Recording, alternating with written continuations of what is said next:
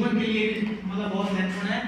वो में क्या है, बेसिक इंग्लिश कम्युनिकेशन स्किल, मतलब मूलभूत अंग्रेजी कौशल, जो क्या है कि आपके जीवन में, आने वाले जीवन में किसी भी कार्य क्षेत्र में बहुत ही जरूरी है। कम्युनिकेशन का मतलब किसी भी तरीके का संचार, किसी से बातचीत करने का तरीका जो भी है, किसी कार्य क्षेत्र में जाओगे तो इंग्लिश बहुत जरूरी है। उसके लिए आप देखिए है कि एक चीज आती है टेंस आते हैं, क्योंकि बहुत ही इंपॉर्टेंट चीज है टेंस, जिसको आप काल या समय का वो दे सकते हो, इसको आप या काल या समय बोलते हैं। तो सीधे से तरीके से आप मतलब किसी भी तरीके का इंग्लिश कम्युनिकेशन करने के लिए आपको टेंस बहुत ही जरूरी है। तो टेंस को अपने रनिंग फ्लो में थोड़ा समझेंगे। टेंस क्या है? टेंस समय या काल का रूप है। टेंस को अपने तीन तरीके से समझ सकते हैं, इसको तीन भागों में बांटा गया है। टेंस या जो काल या जो समय है, जो वर्तमान में चल रहा है उसको कहते हैं अपने प्रेजेंट टेंस, जो निकल गया भूतकाल जिसको पास्ट टेंस बोलते हैं, और जो आएगा उसको फ्यूचर टेंस भविष्यकाल बोलते हैं। अब देखो एक टेंस के प्रेजेंट टेंस और पास्ट टेंस और फ्यूचर टेंस, इनको आगे समझेंगे तो इनकी प्रत्येक की चार शाखाएं होती हैं। इंडेफिनिट, कंटिन्यूअस और परफेक्ट कंटिन्यूअस। अब देखो आगे क्या है, इन चार के बाद में भी प्रत्येक की चार तरीके की शाखाएं होती हैं। वो कौन सी होती हैं? इसमें भी चार तरीके के भाग चलते हैं। Simple sentence, negative sentence, interrogative और नेगेटिव। यदि मैं और इनको गहराई से समझूं तो सबसे पहले जो चीज आती है वो ये आती है कि किसी भी टेंस की पहचान करने के लिए अपन को क्या करना पड़ता है, उस हिंदी वाक्य को पहचानना पड़ता है कि ये हिंदी जो वाक्य है वो कौन से टेंस का है, कौन सी शाखा का है। तो मैं सबसे पहले स्टार्ट करता हूँ प्रेजेंट टेंस की, इंडेफिनिट की। तो इस टेंस की जो पहचान होती है वो हिंदी वाक्य की किस तरीके से होती है? जिन हिंदी वाक्यों के अंत में ता है, ती है, ते है या फिर ता आता है तो वो जो टेंस है वो प्रेजेंट इंडेफिनिट टेंस का होता है। दूसरे टेंस की मैं पहचान की बात करूं प्रेजेंट कंटीन्यूअस की, जिन हिंदी वाक्यों के अंत में रहा है, रही है, रहे हैं या फिर रहा हूं आता है तो वो टेंस कौन सी टेंस का हो गया? प्रेजेंट कंटीन्यूअस टेंस का। प्रेजेंट परफेक्ट की यदि मैं बात करूं तो जिन हिंदी वाक्यों के अंत में चुका है, चुकी है, चुके हैं या चुका हूं आता है तो वो जो हिंदी वाक्य है वो प्रेजेंट परफेक्ट टेंस का होता है। अगले टेंस की मैं बात करूं परफेक्ट कंटीन्यूअस की, तो जिन हिंदी वाक्यों के अंत में से रहा है, से रही है, से रहे हैं या फिर से रहा हूं आता है तो वो हिंदी वाक्य प्रेजेंट परफेक्ट कंटीन्यूअस टेंस का होता है। अब इसमें क्या है, अगले टेंस की यदि मैं बात करूं पास्ट इंडेफिनिट की, तो पास्ट इंडेफिनिट टेंस की जो पहचान होती है वो होती है ता था, ती थी, ते थे, इनमें से कोई सा भी आता है तो वो हिंदी वाक्य है वो पास्ट इंडेफिनिट का होता है। अगले टेंस की शाखा की मैं बात करूं पास्ट कंटीन्यूअस की, तो जिन हिंदी वाक्यों के अंत में रहा था, रही थी, रहे थे आता है तो वो जो हिंदी वाक्य है वो पास्ट कंटीन्यूअस टेंस का होता है। अगली मैं बात करूं पास्ट परफेक्ट की, तो जिन हिंदी वाक्यों के अंत में चुका था, चुकी थी, चुके थे आता है तो वो जो हिंदी वाक्य है वो पास्ट परफेक्ट टेंस का होता है। अगले टेंस की मैं पहचान बताता हूं पास्ट परफेक्ट कंटीन्यूअस की, तो जिन हिंदी वाक्यों के अंत में से रहा है, से रही, से रहा था, से रही थी, से रहे थे आता है तो वो जो हिंदी वाक्य है वो पास्ट परफेक्ट कंटीन्यूअस का होता है। अगली मैं बात करूंगा फ्यूचर की, जिसको आप भविष्यकाल बोलते हो, जो आने वाला जो समय होता है उसको, उसकी पहली शाखा फ्यूचर इंडेफिनिट। उसमें क्या है, हिंदी वाक्य अंत में गा, गी, गे या फिर होगा, होगी, होंगे शब्द आता है तो वो जो हिंदी वाक्य फ्यूचर इंडेफिनिट टेंस का होता है। फ्यूचर कंटीन्यूअस टेंस की यदि मैं पहचान की बात करूं तो आपको जिन हिंदी वाक्यों के अंत में रहा होगा, रही होगी, रहे होंगे आता है तो वो हिंदी वाक्य फ्यूचर कंटीन्यूअस टेंस का होगा। फ्यूचर परफेक्ट की यदि मैं बात करूं तो जिन हिंदी वाक्यों के अंत में चुका होगा, चुकी होगी, चुके होंगे आता है तो वह हिंदी वाक्य फ्यूचर परफेक्ट टेंस का होगा। अगले टेंस की शाखा की मैं बात करूं फ्यूचर परफेक्ट कंटीन्यूअस की, तो जिन हिंदी वाक्यों के अंत में से रहा होगा, से रही होगी, से रहे होंगे आता है तो वो जो हिंदी वाक्य है वो फ्यूचर परफेक्ट कंटीन्यूअस टेंस की। अब मैं अगली, ये तो आपकी रही पहचान। जब हम कोई हिंदी वाक्यों की पहचानों का पता लग गया तो उसके बाद में जो बात आती है वो आती है हेल्पिंग वर्ब। तो हेल्पिंग वर्ब की यदि मैं बात करूं तो सबसे पहले मैं प्रेजेंट इंडेफिनिट की बात करूं तो प्रेजेंट इंडेफिनिट टेंस की जो हेल्पिंग वर्ब होती है वो होती है डू और डज। तो डू और डज होती है, लेकिन इस टेंस की एक खासियत है, टेंस में एक मात्र दो शाखा है, एक तो प्रेजेंट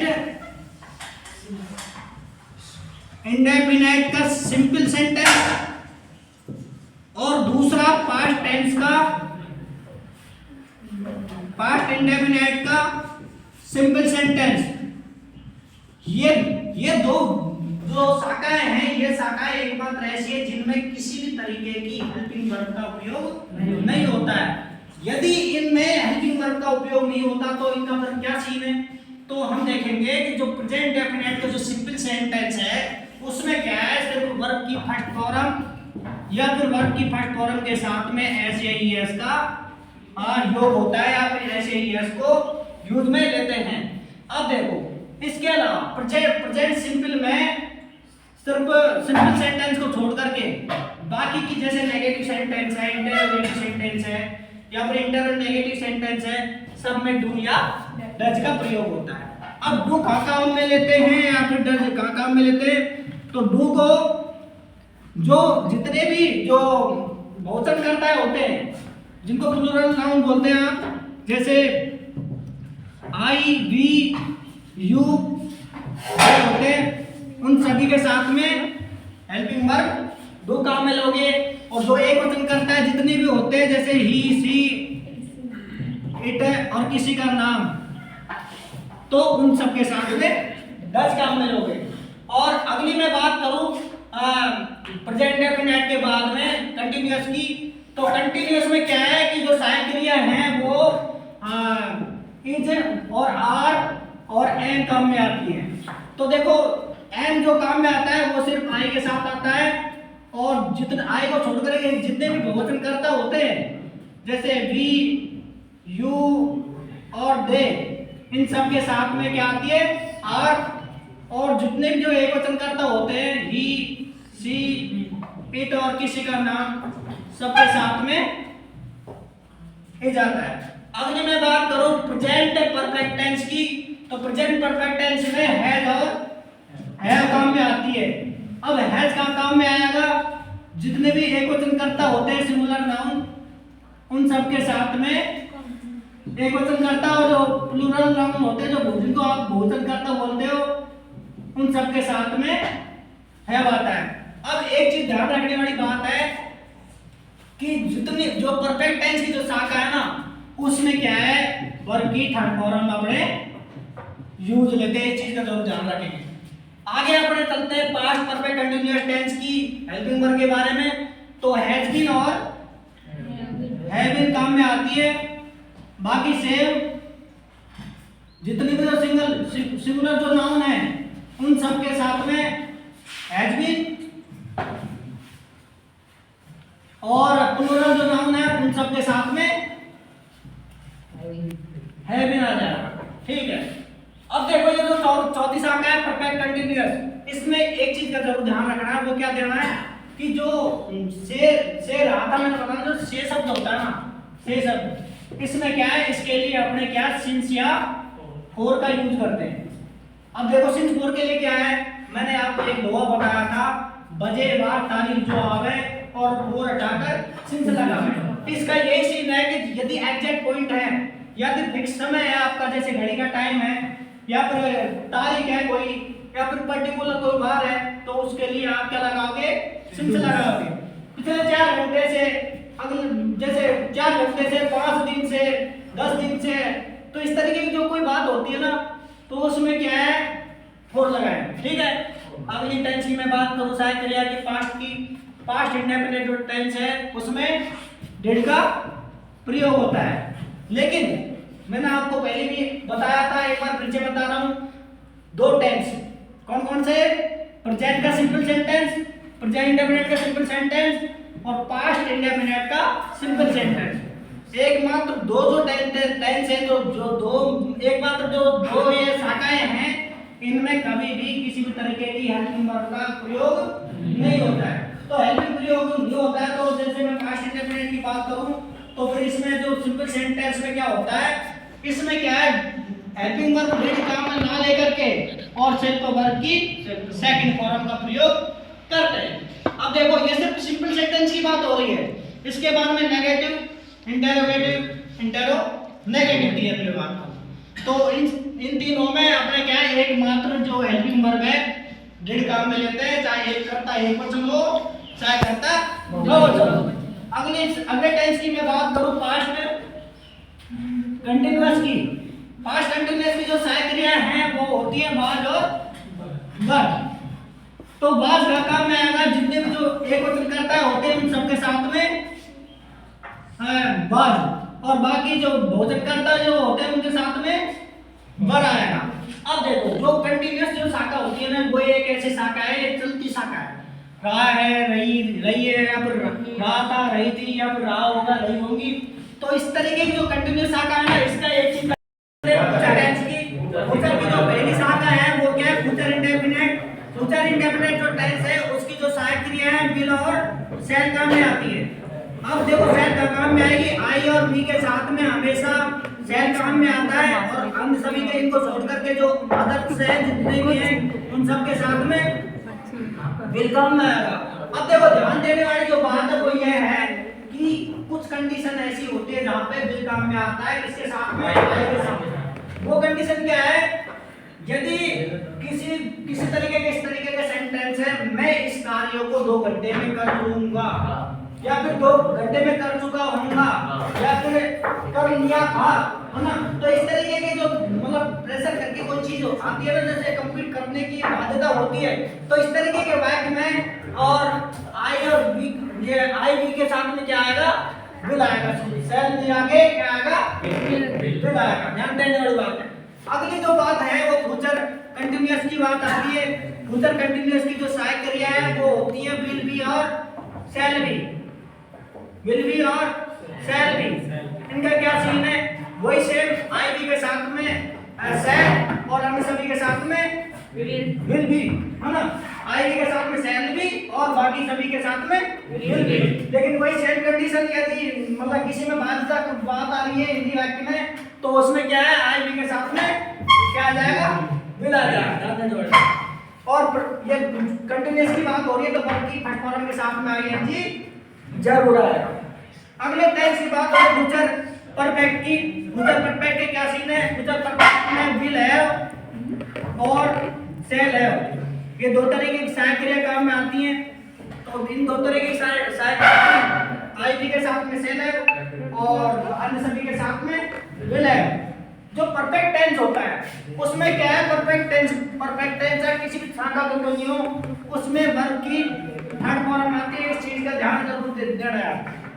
उसके बाद में फ्यूचर परफेक्ट कंटीन्यूअस की यदि बात करेंगे तो आपकी जो विल है एक तो और दूसरी है शैल है विल। तो इसके क्या सीन है, वही सेम आई बी के साथ में ये शैल है विल और अन्य सभी के साथ में विल है विल। तो इस तरीके से, और इसमें क्या है जो परफेक्ट कंटीन्यूअस जो टेंस होता है इसमें क्या है जो से शब्द है उसके लिए सिंस या फॉर और वर्ब की फर्स्ट फॉर्म के साथ में आईएनजी जरूर आए। ये आपके टेंस से संबंधित आपकी बेसिक जानकारी रिवाइज के लिए आपके लिए इंपॉर्टेंट और आपके रिवाइज के लिए इंपॉर्टेंट, आप इसको जरूर देखिएगा। इस तरीके की क्लास यदि आपके रिवाइज और वो हो जाए तो आपके लिए बेहतर साबित होगा। Thank you. इसमें क्या है कि चाहे करता एक वचन हो चाहे बहुवचन हो। अगली जो पास्ट परफेक्ट कंटीन्यूअस की यदि मैं बात करूंगा तो इसमें क्या है, इसकी जो सहायक क्रिया है एम पेयरिंग, और वर्ब की फर्स्ट फॉर्म के साथ में SAING, वर्ब की फर्स्ट फॉर्म के साथ में ING, और ये जो परफेक्ट कंटिन्यूअस जो शाखा है इसमें सिंस या फोर जरूर आएगा, और उसके बाद में टाइम आके और वाक्य का अंत हो जाता है। तो इस तरीके का जो पास्ट परफेक्ट कंटिन्यूअस है इसकी बात है। फ्यूचर इंडेफिनिट की बात करूंगा तो इसमें क्या है, इसकी जो सहायक क्रिया है विल और शैल काम में आती है। सर कौन है? विल या शैल काम में आती है। तो जो एक जो आई और बी होते हैं ना, इनके साथ में तो शैल काम में आता है, और बाकी अन्य सभी के साथ में सर का है कौन? लोग के सर का है।